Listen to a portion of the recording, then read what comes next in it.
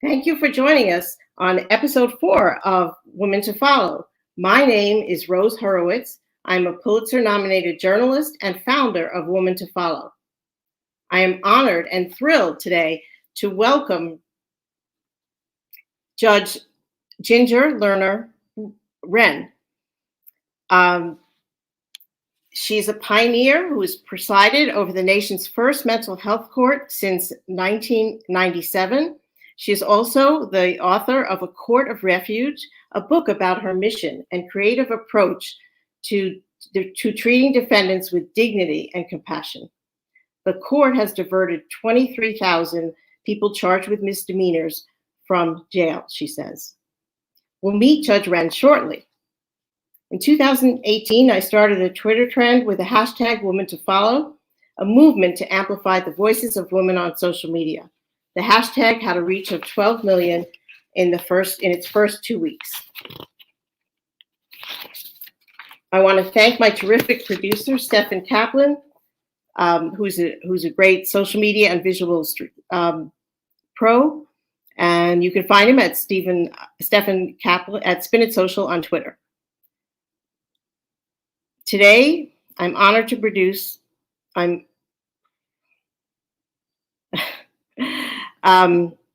honored to introduce my Woman to Follow guest, Judge Ginger Lerner-Wren. She's been a national and international trailblazer. Judge Wren is known for her innovative approach to keeping people with mental illness out of prisons. After only months of being elected judge, Wren, who is only 27 at the time, was appointed to preside over the nation's first mental health court in 1997. She has led the court for 25 years. She started the mental health court in Broward County during her lunch times after being elected to the 17th District Judicial Court of Florida.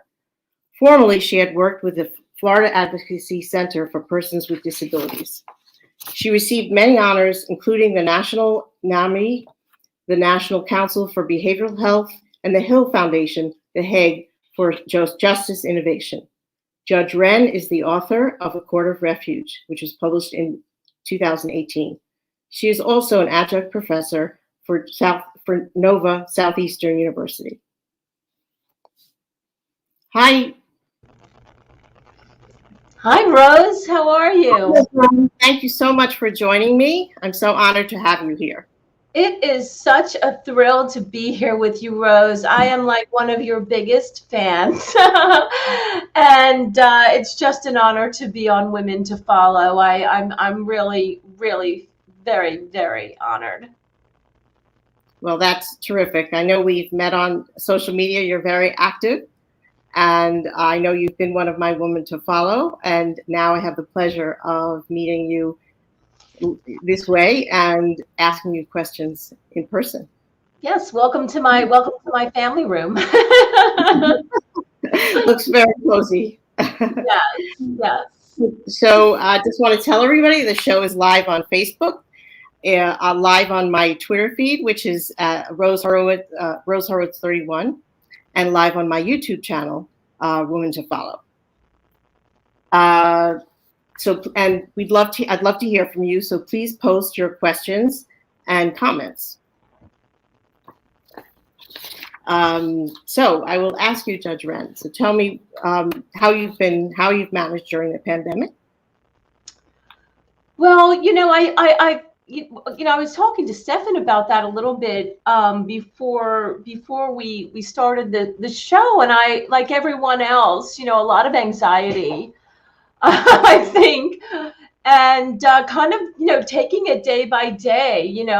I've been, for a very long time, the courthouse was closed. And so we all worked on Zoom, and that was a really big adjustment. I think people that know me know I'm not, all that technically inclined. And so, but once I really got on Zoom holding court, I really thought it was wonderful. And it has so many benefits, particularly, that families, can get on, particularly when I'm doing mental health court. And your viewers might think that, the mental health court is primarily what I do. I actually have two divisions, including a regular traditional trial court, a traditional criminal division, and for trials and everything else. So I really think that it's been quite an experience, and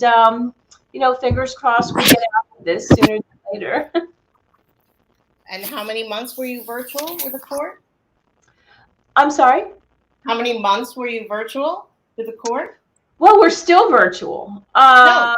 Yeah, we've got the Delta variant problem. I'm in Florida, and there's we've got a lot of issues here, and so the Supreme Court, as well as our chief judge in our circuit, has basically directed the judges to really limit in-court proceedings, as much as we can constitutionally, and to stay on Zoom from our offices, not necessarily from our homes anymore, which is really good to get out of the house and be around our colleagues. It's not so isolating. And but I think that we're doing really good, and we're doing some really great work. And as I was saying, Zoom offers some really great benefits and accessibility, and that's good for justice and good for the community. That's awesome. That's so good. I know you're always working hard. So let me start out by saying I was just mentioning this to a friend today who has worked with youth, and I said, well, I'm having the judge of the first mental health court, and she said, what's that? And I was surprised. So let me ask you the question: what is a mental health court? Well, a mental health court really comes under the banner of problem-solving courts, and problem-solving courts are not a new innovation. The first problem-solving court was established in 1989. Actually, ironically, down in Miami-Dade during the height of the cocaine crisis in Miami. I think everybody knows about Miami Vice, and Miami was the epicenter of the cocaine cowboys and all of that. And ironically, at the time, Janet Reno, former Attorney General Janet Reno, was the state attorney for Miami-Dade County, and she is and was just an extraordinary policy wonk and an innovator. And she was really, really very concerned that she was seeing just a conveyor belt of people getting arrested, and these were felony charges for drug charges with addictive disorders, and that there was no treatment offered. And her view is, we just can't build our way out of this, building more and more jails, and people's lives are getting ruined. And they came up with the concept of a drug treatment court. There's over 3,000 drug treatment courts and hybrid models in the United States. There's hundreds of mental health courts and veterans courts on both the juvenile level and on the adult level. And I just think problem-solving courts, it's a revolution in justice and justice innovation that I think is infinite. I know when I teach and I tell my students, live your passion. And, now if you're going to be working in psychology, mental health, behavioral health, in forensic psychology, you have to be able to get to know what to do, and the differences between a traditional court and a problem-solving court. And you could actually make really huge differences for families and for the community. But it's still relatively new, even though the first one was in 1989 in Miami. I mean, as far as, the court system. Well, right? well, okay. I guess, I guess it's all just, in terms of how you look at it, I suppose. So I know that we started, our mental health court, as you were saying, and thank you so much for that beautiful introduction. As you were saying in your intro, I actually came to the bench when I was 37, not 27. I ran for office with these incredibly ice spice little Debbie gingerbread cookies, and I know that was the winner, Rose. And I got elected to the bench, technically in 1996, but I was sworn in 1997. And at that point, my community actually already had a plan for me. I didn't really know about that plan. I was hoping that when I actually came to the bench, I would be able to apply all my specialized skill sets that I had gained, not only through my work as a former public guardian for Broward County, that's actually overseeing an office through the probate court and being responsible not only for the operations of the Office of Public Guardian for the 17th Judicial Circuit, which for your viewers is Broward County. I sit in Fort Lauderdale. And but it was also to oversee that the health, the care, the safety, the welfare, make all medical decisions, even death arrangements for adults who had been deemed incapacitated by the circuit court, and they had no family to act as a legal guardian. They were indigent, and so my Office of Public Guardianship, basically was responsible to take care of the welfare of those individuals, get their benefits, etc. That was my first big break, if you will, in terms of really, following my dream, my passion of really wanting to do civil rights work, wanting to do advocacy work, and working in the law in a truly humanistic way. And that was always my dream since I was very little. It was a little hard to get there, but when I did, it really created a very synchronicity, a pathway, if you will. There's a lot of synchronicity in my work, in my career, I think. And one thing led to another, and I was asked to come on board to oversee a federal class action involving our regional state hospital that where a consent decree had been entered. So I'm probably one of the few, if not only, judge that literally lived practically in a psychiatric hospital for a year and a half, representing my clients, and I received incredible training for that position. That's wonderful. I'm having a little technical difficulty, so I see that, but I could hear you, so I just want to let you know that. Well, I was going to ask you what a day in court is like for you, because I've read your book. Yeah. And you so wonderfully tell what so many stories of what your day is like, and the stories of people, defendants who come in. So if you could tell us a little bit about which Absolutely. we handle and what offenses, offenses they might have, and a little bit about how you welcome people into the court, because I know that you don't say all rise. Oh, here I am again. Okay. Yay. Oh, this is fun. I've happened before. I'm sorry. Okay. The court was really not my brainchild. The court was decided upon in the mid 90s. I was working over at the state hospital still for what is now Disability Rights Florida. And there was this federal class action going on. And so that's on the civil side. But in the criminal justice side, Rose, our criminal justice system, like many other systems across the country, we're really experiencing very serious problems. And that had to do with jail overcrowding, that some judges and the public defender's office were and the state attorney's office at the time had really identified an overrepresentation of people being arrested with serious mental illnesses and all kinds of neurocognitive brain disorders. And they really, the system was completely ill-equipped if you will, to respond to these complexities. And so what they were experiencing, there had been, as I said, there was jail overcrowding. There had been several suicides in the jail. People were either revolving, endlessly in and out of the jail system.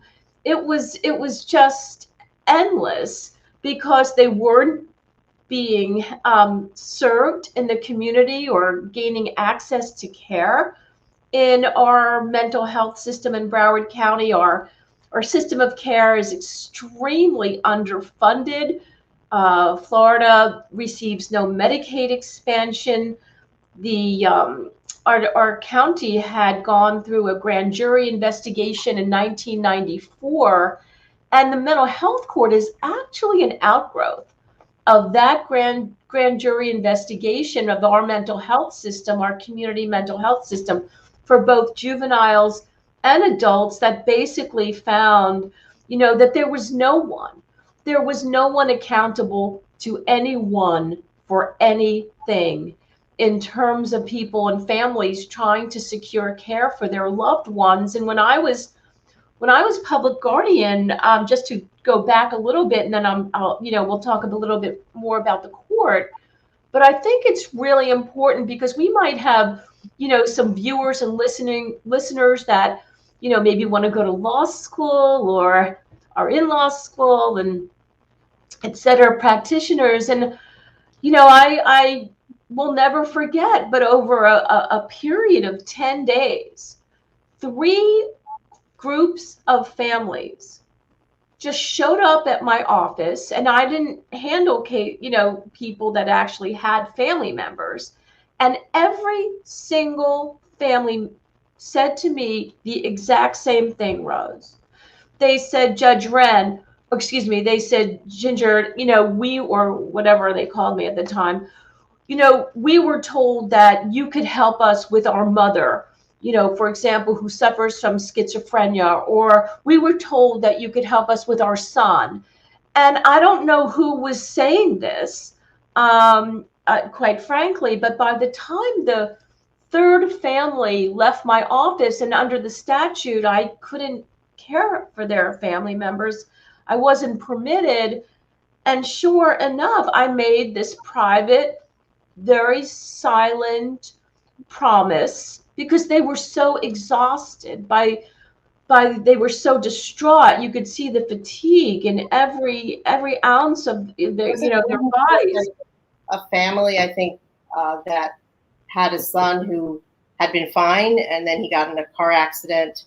His brain was damaged, and the family tried to place him in hospitals, and they had nowhere to put him, and nowhere. That's right. That really is the story, essentially, of Aaron Wynn. But generally speaking, I just remember, I just said to myself, if I could do anything, for these families, I will. And sure enough, 3 weeks later, I get a call to go to the into the advocacy center, and that really did give me my skill set. So I got a call.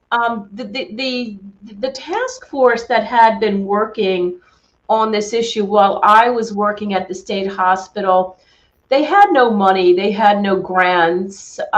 They met for over 2 years, or close to 2 years, and it was the first time that you had diverse stakeholders from both the mental health system and substance use treatment system, and all kinds of administrators working together. And finally, in what we really call, somewhat of a leap of faith, the idea just is like, let's just do our own specialized court. They knew I was coming to the bench. I had already qualified and won the office. And so I got a call basically from the chief judge one Monday morning. Ginger, congratulations, you're our new mental health court judge. When do you want to start? And Rose, I had this vision, like, oh my gosh, if I don't say like a quick enough time, are they gonna change their mind. And I just said, if you could just give me 10 days, 10 days. And I, had already thankfully built up so many strong collaborations and relationships. And we know relationship is everything when we are working to solve problems. And sure enough, within really in a very short time, we just kind of were painting a jet in midair. And when we started the court on June 24th, and if you, not that I'm plugging the book, but Court of Refuge, Stories from the Bench, talks about that first day in mental health court. And people, our goal, I think, in my vision, very simply was, to get this, to really find the sickest of the sick. And we had a clinician in the courtroom that helped guide the therapeutic process. And we didn't have money. We may not have had grants, but what we did have, Rose, was the shared vision and buy-in of really our entire community. The press, was amazing in supporting this effort. Nova Southeastern University supported our efforts and gave us clinical students that would help us identify people as soon as they hit the jail system. And that first year of mental health court, what's so key about that? I think you have like 24-hour, or now you have a 24-hour rule. That's the goal. That people, yes, thank you. That's very important. What was so key about, what would be the swiftest way to get people in? I mean, anybody can refer into the court. You don't need anything special, but we really wanted to find people as swiftly as they were hitting the jail system. Why? Because we know that when people are having a mental health crisis, and perhaps they should have been able to get care earlier to prevent the crisis, or they should, have gone to an emergency room or a psychiatric acute care hospital, but instead they're ending up in jail. To me, and it still is to this day, Rose, it is so shocking to me and unconscionable that people that are sick, right, medically sick, end up being arrested and put in a jail cell. So we really targeted that first appearance, or people know that as bond court. And under Florida law, you have to be seen within 24 hours. In first appearance court. And we had clinicians, doctoral students from Nova Southeastern University, literally standing by, waiting to identify, those coming to court. And of course, our outreach was constant, our communication and vision extremely clear. And we really didn't know, Rose, that this hadn't been done before. We never thought about that. No, it wasn't something that we ever thought about. For us, it was a leap of faith. Our community wanted to do something, and this court was our something. We didn't have any CIT. We, the specialized police teams that are very, very popular. We didn't have what's now really popular, these CAHOOTS, mobile crisis teams that started out of Oregon. So this was what our next best response or strategy, if you will, that the task force identified, really using, if you will, that drug court problem solving, idea, concept, framework. But of course, it's not a drug court. It's not a crime to have a mental illness. So, and I felt very, very strongly that the court really needed to have a human rights framework. After being, working for disability rights, seeing every day my clients suffer in a psychiatric hospital without care at the time, with very little to offer. The stigma, the shame, the marginalization, the dehumanization. I really wanted to take aim, from the bench at that marginalization. And I thought to myself, when I first started, I really didn't know if the court would work. I mean, all of the operational features of the court, the transportation, the collaboration, holding systems accountable to the people that we serve. And I thought about, well, if somehow the court didn't work, if our objectives and our goals of diversion to community services somehow didn't work, at least the court could be a court of conscience, and dignity therefore became the centerpiece of every single thing we did and we said, meaning language, tone, as you were referring to, Rose. No. This court, no, all rise, nothing like that. The message to the people and the families that we were serving was very clear.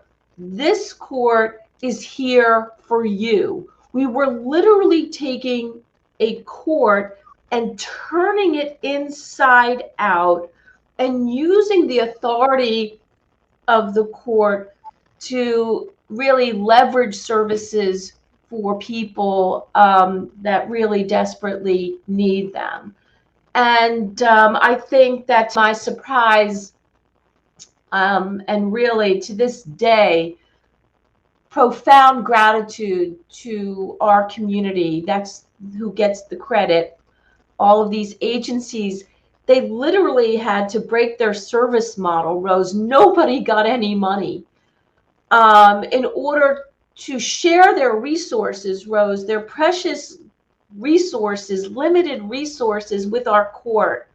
But they did it from the bottom of their hearts. And they still do. At times there's tensions. I'm not going to sugarcoat. These are tough times, and I want to make sure our people are being served with great quality so they don't recidivate, right? And they move toward recovery.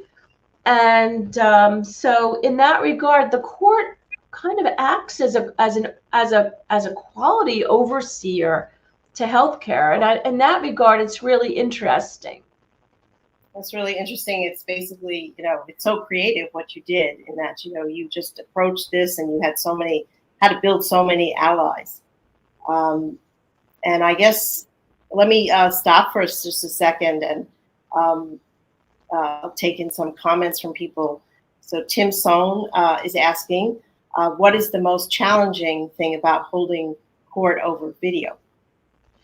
I think that's such a great question, because I had a hearing. I was doing a hearing just a couple of days ago, Tim, just before the break, and all of a sudden, it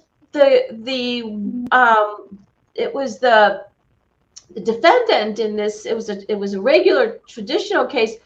It looked like he had some kind of a medical episode, because all of a sudden, and he was, I'm not making this up. He was testifying from his vehicle.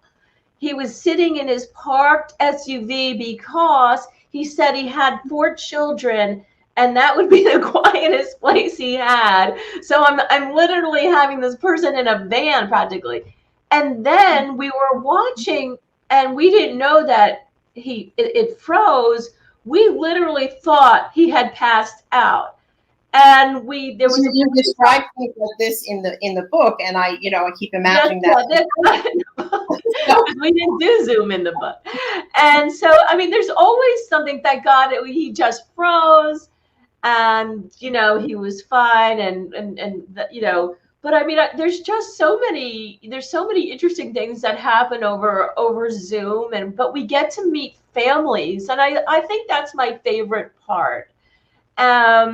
Getting to see their families, and sometimes they're holding their kids and their puppies, and I don't know. It's another world, but it's really exciting in some regards. Of course, it's not really ideal for all types of legal proceedings, particularly jury trials and such.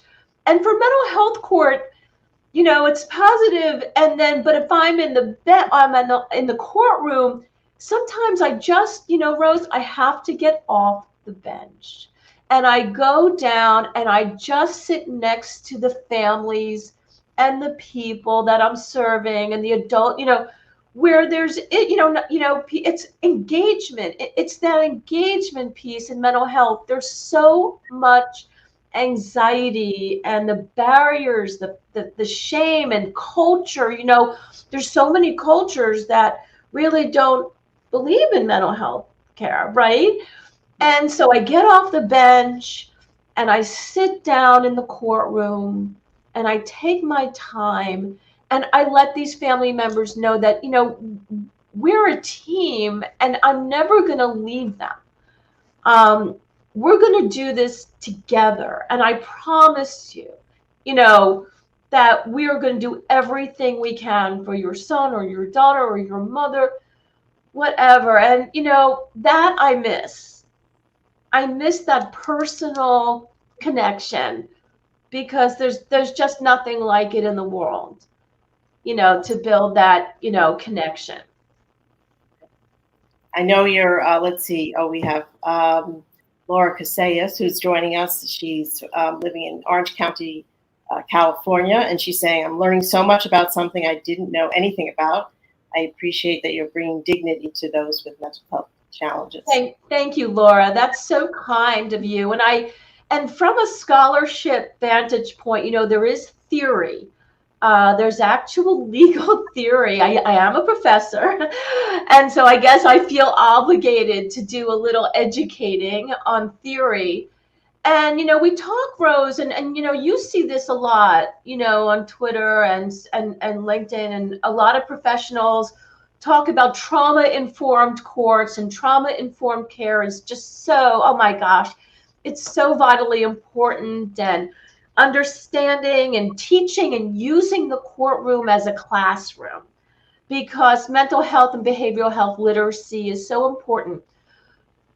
The legal reform science that we use in the courtroom actually has a name. It's called therapeutic jurisprudence. Therapeutic jurisprudence. I know it's a lot to say. We call it TJ in the field. And the law professors who came up with this concept in the early 80s kind of regret the name, but that's the title that seemed most appropriate. And therapeutic jurisprudence. But the idea very simply, or the concept very, very simply, is that when you go to court, when anybody walks into a courtroom, there's a lot of anxiety, we know that, no matter what it's for. And there's also invisible forces in a courtroom, right? Like you go into any meeting, people are talking, a judge is talking, what's the tone? How does it sound? Is the judge really listening? Is the person having an opportunity to be heard? And, is the judge, coming from a mechanical way or an empathic way? Judges are trained, to really be objective and treat everybody the same. But when you are in a court, that a problem-solving court or any collaborative court, for example, that's not adverse, then the whole tenor of the court needs to change. And I actually applied TJ in my regular criminal division as well, because that's just my style of judging now. But the idea that you can apply the rule of law and still humanize legal process, and how judges that practice TJ and work in trauma-informed and collaborative courts, I think is just so exciting. And it brings a whole new dimension to the law. that I think so many legal practitioners and psychologists and, all of the other kinds of helpers that come into these problem-solving courts, whatever the discipline or the domain, everybody's really trying to problem solve creatively, and problem solve from a root cause dynamic. And that's how people really then are able to recover. And we could work on restoration of the family, and restoration of community.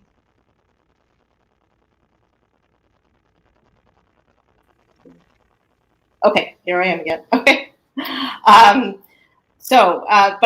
you're very modest. I just want to tell everybody that you've gotten some amazing results. So your example has inspired. There are now, I think you've said, 550 mental health courts in the country, which is amazing. It's really hard to say, the model, the diffusion of the model in terms of veterans courts, in terms of behavioral health courts, recovery courts, now drug courts are more integrated. I think that the idea or the principle that, these strategies, whatever you want to call them, problem-solving courts, specialized dockets, and they happen on the juvenile level and on the adult level. There's global mental health courts. But the idea, I think, that's so critical is that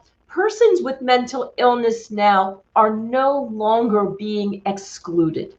They are no longer being excluded. That we understand now it's not just about mental illness, it's really about behavioral health and understanding adverse childhood experiences and understanding, for example, Rose, the impact of poverty, the impact of racism, the impact of adverse childhood experiences. And, when individuals try to find personal solutions and there's so many barriers to mental health care, what do? Right? Some people might use substance, right? Alcohol, drugs, risky behaviors, gambling, you name it. But then that leads to a path, where, their lives start to unravel. One thing leads to another. Before you know it, you end up justice involved, or, in the other parts of the legal system, families deteriorate, there's domestic violence, children are going into foster care. I want your viewers and your listeners, to share what I see, and I guess my vision. That this is that the big picture. I think the big picture is that, and we talk about this on Twitter, all the time in our communities, and that is that we must transform. We must transform mental health, behavioral health care in America.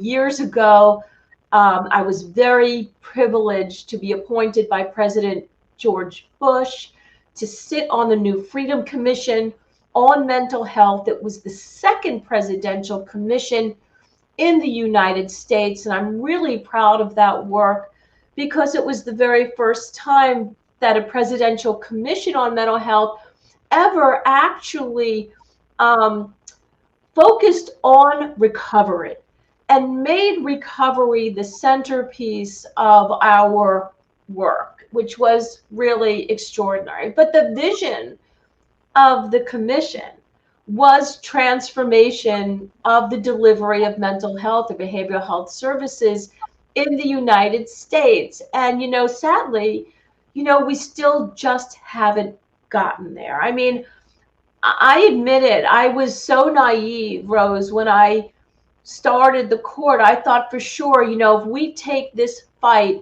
out in the open, into the courtroom, into the light of day, and we showed, the press was everywhere when the court first opened, because I think we stepped on, we crossed a tipping point that our community was no different than any other community in the United States.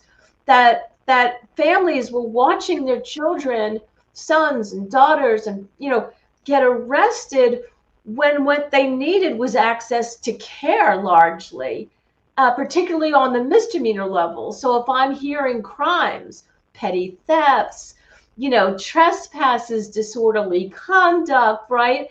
Minor types of nuisance offenses, even driving offenses, but largely nuisance types of offenses, we recognize that they're preventable and that it could take families up to 10 years to even understand that a family member may have a mental illness. I mean, I think we're coming a long way. I think that if there is any bright light, any bright, areas to this pandemic, and I'm not suggesting that there's too many, but one would be that mental health now has emerged. It has emerged with even a greater sense of urgency than it ever has before. And we can see, for example, what's been happening in the sports space and the athletics and in tennis and, and all across, professional athletes are coming forward, entertainers coming forward. And so many people talking about suicide prevention. And I think that, that is a very, very important and positive, emergence in our country and around the world, that, there is no health without mental health, but we really have to put our resources structurally, where our mouth is. It's still very hard to get coverage for mental health.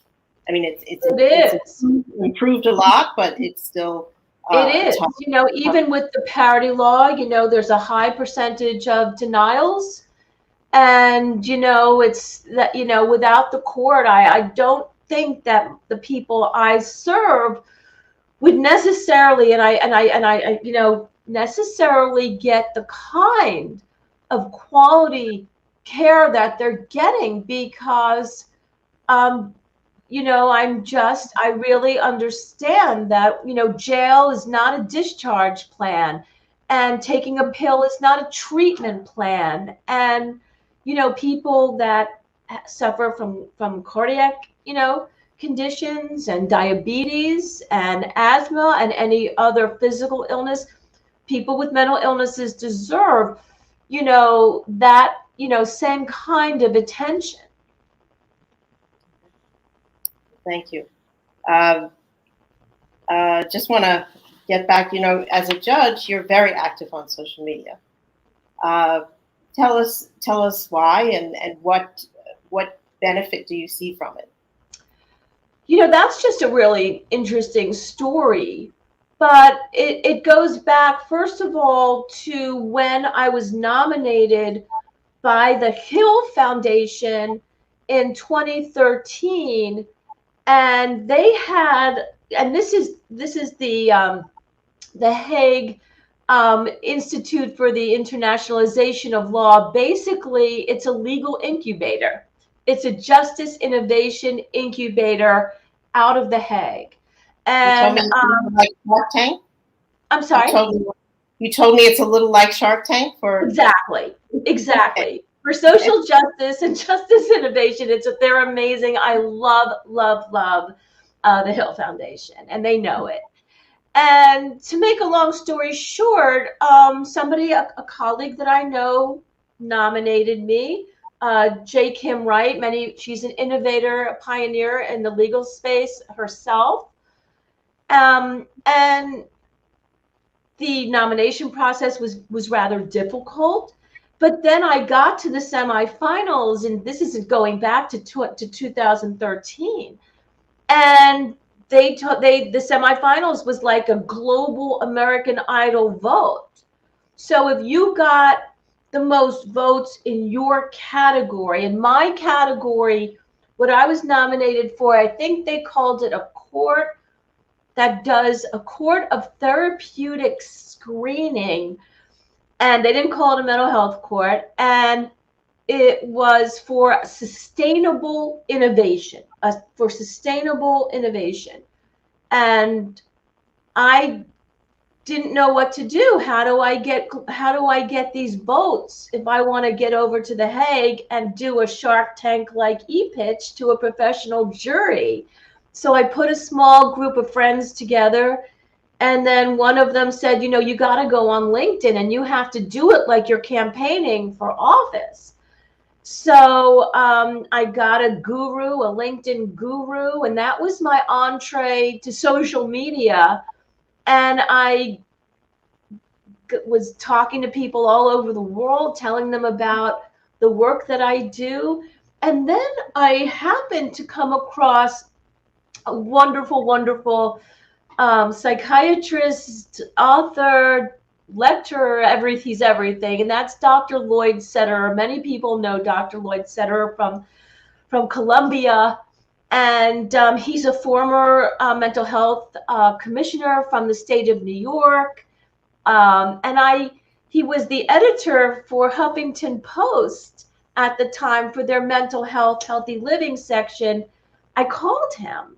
I got his number. I called him one night, and I introduced myself. I said, would it be okay if I write a little blog about this social justice awards event? And he said, so long as you don't promote yourself, but you promote the Innovating Justice Awards. He said, absolutely. That was it. I was hooked. I started blogging for Huffington Post for years on their back pages. And then a friend of mine called me up and said, you got to get on Twitter. You've used up LinkedIn. You're going to love Twitter. He literally, Stefan would like this. He sat with me, Rose, for 4 hours on the phone, literally walking me through how to do Twitter. And he's mentoring me for a long time after that. But, I love our community. I want to see it keep growing. It's people that are social justice focused across all of these domains that intersect the law: mental health, behavioral health, substance use, suicide prevention, children's issues, human rights. It's awesome. Yeah, we really this is one of your articles, I think from 2 years ago. Oh, yes. So I think you were an innovator here too, in that when you saw that suicide, it's not a new problem, but you saw the numbers, you decided, and I don't know if this was a phrase you used, but you made your court a zero suicide court. I borrowed from the Zero Suicide initiative that is very, very popular for healthcare systems, particularly out of the Henry Ford healthcare system, where it really originated. But I do sit on the executive committee of the National Action Alliance for Suicide Prevention, and I realized we weren't talking about suicide in the courtroom. And I decided I needed to take suicide prevention. I needed it to make it a top communicative, talk about every day, priority in the courtroom. I needed to help change that narrative around suicide prevention. And we've been doing it, ever since. That's wonderful. And on the subject of social media, let me ask you, because I asked this to all my guests, there are 3 women you can name that are your woman, that have inspired you. They can be people from your past or present. Well, I have to tell you, I have dozens, including you, and everybody knows it on Twitter. I mean, I love them, and we've met, in Scotland and in Ireland, and it's just amazing. But you forced me into it. I'm going to take the 5th. And, but I would, Dr. Lenore Walker is the pioneer of the battered woman syndrome. She is like a sister to me. She is a long time professor and leading the forensic psychology division at Nova Southeastern University. She recently retired, and she has been just an incredible mentor to me, bringing doctoral students into the courtroom, helping to support the court from a trauma-informed vantage point, particularly in the area of women. We don't have enough gender responsive and, sensitive services for women, both in the juvenile level. There she is. There is Dr. Lenore Walker. And so she just came out with her own novel too, by the way. And we've been sisters for 25 years. It was a great website. I looked her website up. It's wonderful. Yeah, Pioneer also. Yeah. Okay. And also I had to pay homage to J. Kim Wright for having, I don't know, just thinking of me, just thinking of me, and inviting me to participate in the Innovative Justice Awards, nominating me. But more than that, back in 2009, she literally came to my house with a videographer and archived the work of Broward's mental health court, as she did with other pioneers throughout the United States in all areas of the law. And I just love her. She is a global traveler and an incredible innovator in the law. That's true. And then I also selected it's the Flawless Foundation, and Janine is the founder of Flawless. And I met Janine several years ago when I was starting out with the book, and Flawless, this foundation does nothing else but focus on, being loving, positive, and promoting mental health in just, I think, the most inspiring ways. And I've never seen anything like it. And I give her just amazing credit. She has got more energy than I've ever seen. And she's been a huge mentor and supporter of mine as well. Well, that's terrific. That's really wonderful. And I'm sure our viewers are going to put this out there so that more people on social media can follow your 3 Women to Follow tomorrow. Wonderful. Doing a Wednesday Women to Follow to try to get people, naming people for Women to Follow. That's great. So I'm excited to do that. Tell us a little bit. I think we didn't get to. We started a little late, so let me ask you: what did you ask people in your book? You say that you asked them, what did you want to be when you were growing up? So I will turn that question to you and ask you, what did you want to be growing up?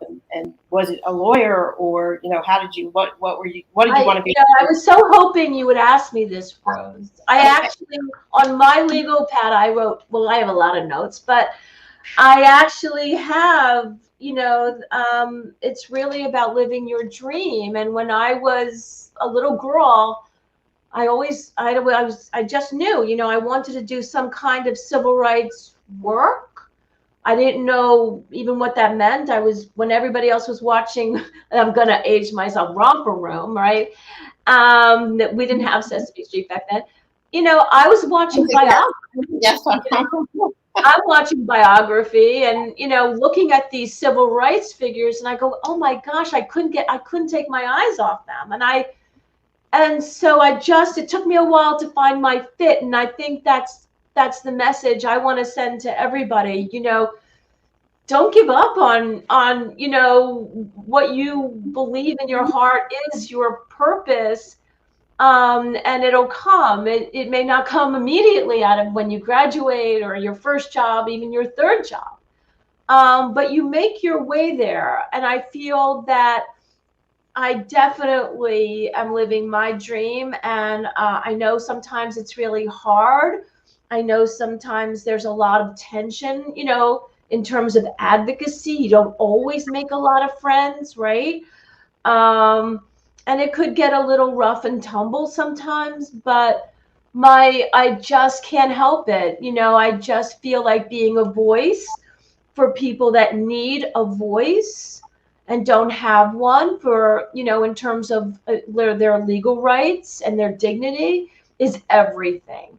To me, it's everything. So it's been just an incredible, joyous ride. And I just celebrated 25 years on the bench, and I hope to continue.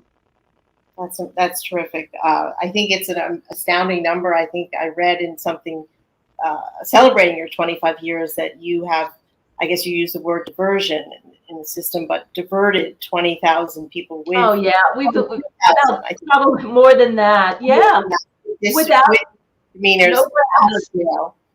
No grants. All just the shared vision of our community, and it's a mirror. Sometimes I do. I don't take anything for granted. I think it's a miracle that we were able together collaboratively with our community. So much all credit to our community. I'm just really honored to be able to serve. Can you talk a little about there's such great stigma, and you've talked a little bit about it, but a little more about the stigma and discrimination surrounding mental illness.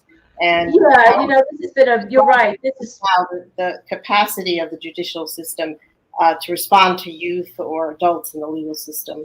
Yeah, I mean, before we started this, judges and lawyers didn't receive any training. And even when I first started the court, there was, kind of whispers, people would come up to me and, they'd say things like, "Oh, hey, Ginger, how's crazy court?" And it was really offensive. And I think it was part of the culture. People thought they were being funny, but it's not funny. And as we speak, there's an estimated, close to 400,000 people in the United States behind bars in U.S. jails and prisons with serious mental illness and other, neurocognitive disorders and brain injuries and all kinds of comorbidities. So from a human rights vantage point, we are doing great work, but there's tremendous suffering. And I just posted today about a sheriff in Oklahoma. He's so embarrassed. Trying to generate some help, that his jail is turned into a psychiatric hospital. And that's not what it's there for, nor is it appropriate. It's outrageous. I mean, it's not therapeutic. It's not humane. And so we have a lot of work to do. Things are getting a little better in terms of a focus on reducing incarceration and focusing on reducing mass incarceration. But the discrimination factor involving mental health and mental illness, is just so structurally, it's not impenetrable, but it is really creates tremendous barriers that we need everybody. We need every judge. We need every household. We need every, elected official and policymaker to, say we are making mental health a priority, not just in what we say, but in funding and in what we do. Because we could prevent so many problems with our children, and it's just we see it every day, people going back to work, to college, living their lives. People don't understand recovery is real. Recovery from serious mental illnesses is real. We've seen people from every walk of life, lawyers, accountants, nurses, professional athletes, artists, you name it, we've seen it. And, I feel that people have a very, very, stereotypic view of what the face of mental illness looks like. But of course, we know that's not true. And I think the pandemic helps us understand that nobody is immune. Nobody is immune from illness. And, you know, we really, I think, need to know that if we're not mentally well, Rose, we're not going to be able to live our dreams. We're not going to be able to live with our purpose. And, you know, we've got to be able to, you know, get the care that we need, the services, peer support, all of that is relevant because everybody is different. Well, thank you. I think it's, you know, so noble what you're saying. And I hope someday that people will be able to say, I'm going to my therapist just the same way as you say, I'm going to my MD, you know, my doctor for my cold, you know, right? I just want to read a few, Pamela Hall, who's a doctor, and with, I'm sure, I think you know her on Twitter. I just met her, I think, on Twitter, saying, great to hear about your work, Judge Wren. Thank you, Rose. And this is from Apollo, who lives in New Jersey now, I think. Mental health care requires patience. I think he's been leaving a few comments and thanking you. And Tim Son is saying, wow, congratulations on 25 years on the bench. That is amazing. Thank you so much. I think that I just want to go back to one thing, Rose, that one of your, what you meant about patience. I want to comment on that. Patience, yes, and also listening with your heart, listening, you know, really, you know, as, you know, to be authentic and active in your listening, because when people feel cared about, correct? You know, then those barriers, that stigma, that shame, you know, no shame, right? And so I just listening and mental health literacy and really being educated about services in your communities is so important. I think that the way you ask questions in a court, I think must surprise some defendants because, and on Zoom, I'm sure you're doing the same thing. But by asking people, you know, what happened to you? How did you get here? You know, where did you come from? Because that, and then listening to them, you know, you're establishing, you know, that they have dignity and voice. And yeah, you want to hear. You know, in this courtroom, maybe, you know, expecting a judge to be listening in that way. From practicing as a TJ, you know, evangelist, I suppose, and advocate and practitioner. You know, so Rose, you know, you give me such dignity. You convey such dignity from the beginning, you know, honoring my work, honoring the women, you know, that out there that are just doing extraordinary things at great sacrifice, you know, particularly during this pandemic, raising their kids, running to the store, you know, everything everybody's doing for their families while they're trying to make a living and support their family. You know, and it's just incredible. But the idea of you know, conveying that dignity, it's really everything, because when people feel, you know, that in the law, certainly that they've been treated with fairness, they're more apt to say, you know, maybe I'll give mental health care a try. What is there really anything to lose? If it doesn't work for me, doesn't work. So I think that that listening component, and the idea that you're always inspiring hope. Hope breeds faith, and faith breeds courage, and I think that's really, really important. Well, it really, really is inspiring words, and thank you so much for the words you said about my what I've been doing. And I want to read a comment from my producer, who wrote, "The full effects of this pandemic have yet to be seen. It's going to take a horrible toll on many. I hope that we as a society help all and learn to be kinder when necessary.